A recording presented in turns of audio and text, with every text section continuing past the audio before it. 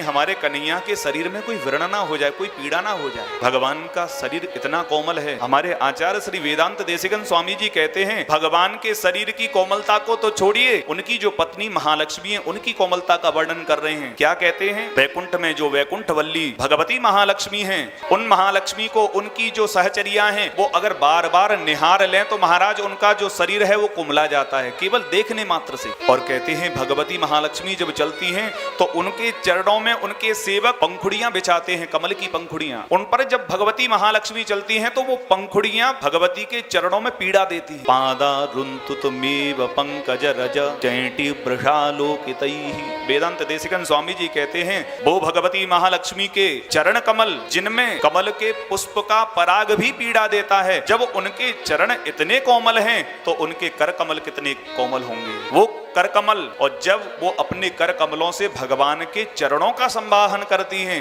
संवाहन का अर्थ है भगवान के जब चरणों को दबाती हैं भगवती महालक्ष्मी तो विचार करती हैं कि मेरे जो कर कमल हैं वो इतने कठोर हैं, कहीं भगवान के चरण कमलों में पीड़ा ना हो जाए, व्रण ना हो जाए, इसीलिए वो अपने चरणों को, भगवान के चरणों से अपने हाथों का स्पर्श नहीं करती।